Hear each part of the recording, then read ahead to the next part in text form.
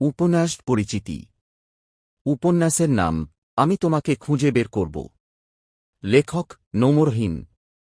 ধরন crime thriller, গ্রামীণ drama, আইনি লড়াই এবং পারিবারিক টানাপোড়েন।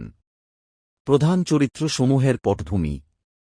১. রহমত আলী, দিন চাষী, সরল, পরোপকারী এবং পরিশ্রমী একজন মানুষ।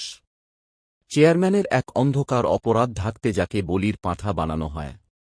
২. আমেনা বেগম, রহমতের স্ত্রী, স্বামীর অবর্তমানে চরম দারিদ্র্য এবং সামাজিক লাঞ্ছনার বিরুদ্ধে লড়াই করে সন্তানদের আগলে রাখা এক সাহসী মা।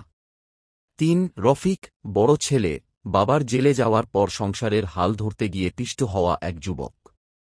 ৪. সুমি ও তার জামাই, মেজ মেয়ে ও জামাতা, গ্রামীণ সমাজের কূটকৌশল এবং পারিবারিক টানাপোড়েনের শিকার। ৫. সোহেল, ছোট ছেলে, মূল নায়ক, বাবার জেলে যাওয়ার সময় যার বয়স ছিল মাত্র ৮ বছর। ১২ বছর পর ২০ বছর বয়সে সে এক ক্ষুরধার মেধা এবং অদম্য সাহস নিয়ে ফিরে আসে বাবার নিরপরাধী হওয়া প্রমাণ করতে। ৬. চেয়ারম্যান মোজাফফর হোসেন, গ্রামের চোখে দানবীর ও দেবতা, কিন্তু আড়ালে সে এক বিশাল অপরাধ সিন্ডিকেটের গডফাদার। ৭. গ্রামের ৫০টি পরিবার, যারা চেয়ারম্যানের ভয়ে মুখ খোলে না, কিন্তু ভেতরে ভেতরে শোষিত। ৮.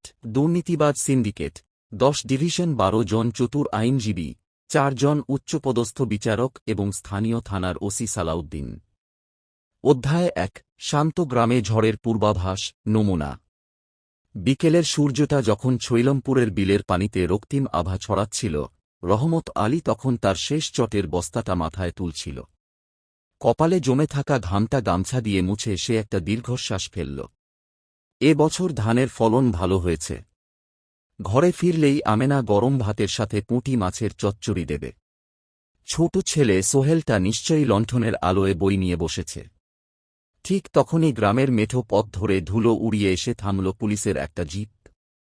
গাড়ি থেকে নামলেন থানার ওসি সালাউদ্দিন এবং তার পেছনে স্বয়ং চেয়ারম্যান মোজাফফর হোসেন। চেয়ারম্যানের মুখে চেনা ভণ্ডামির হাসি।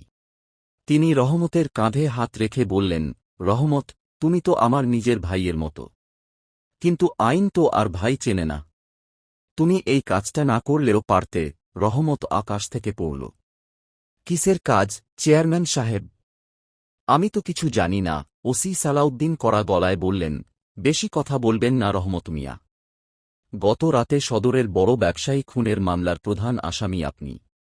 আপনার গোয়ালঘর থেকে রক্তমাখা ছুরি আর লুট হওয়া টাকা উদ্ধার হয়েছে।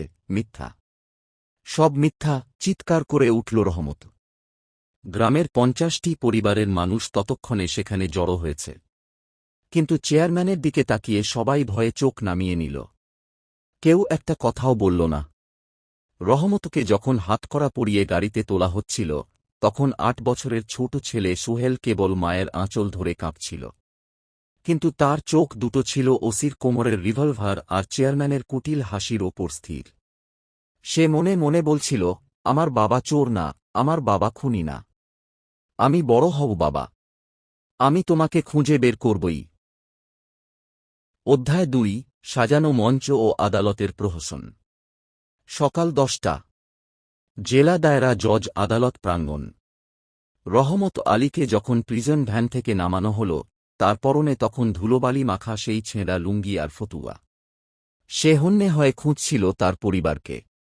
ভিড়ের এক কোণে আমেনা বেগম তার ৩ সন্তানকে নিয়ে দাঁড়িয়ে আছেন। বড় ছেলে রফিক ১৪, মায়ের হাত শক্ত করে ধরে আছে, আর ৮ বছরের সোহেল অপলক দৃষ্টিতে দেখছে এই অচেনা শহর আর কালো কোট পরা মানুষদের।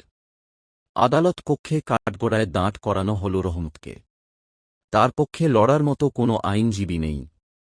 রাষ্ট্রপক্ষ থেকে নিয়োগ দেওয়া হয়েছে অ্যাডভোকেট আকরাম হোসেনকে। রহমতও জানত না, এই আকরাম হোসেন আসলে চেয়ারম্যানের ডান হাত। আইনজীবী আকরাম, মাননীয় আদালত, আসামি রহমত আলী একজন কুখ্যাত এবং ধূর্ত অপরাধী। ডাকাতি এবং খুনের সমস্ত আলামত তার বাড়ি থেকে উদ্ধার হয়েছে। পুলিশি তদন্তে কোনো ফাঁক নেই। আমি আসামির সর্বোচ্চ শাস্তি প্রার্থনা করছি। রহমত চিৎকার করে উঠল, হুজুর, আমি কিচ্ছু জানি না। আমি কাল সারা রাত নিজের খেতে পানি দিয়েছি। চেয়ারম্যান সাহেব জানেন আমি। বিচারক পশুপতি নাথ চশমাটা নাকের ডগায় নামিয়ে কঠোর গলায় বললেন, অর্ডার। অর্ডার। আইনের চোখে আবেগের কোনো স্থান নেই। সমস্ত প্রমাণ আসামির বিপক্ষে। বিচারক পশুপতি নাথ ছিলেন সেই 4 জন দুর্নীতিবাজ বিচারকের একজন, যারা নিয়মিত চেয়ারম্যানের গোপন তহবিল থেকে মাসোহারা পান। মাত্র 3 কার্যদিবসের মধ্যে মামলার রায় ঘোষণা করা হল, যাবজ্জীবন কারাদণ্ড।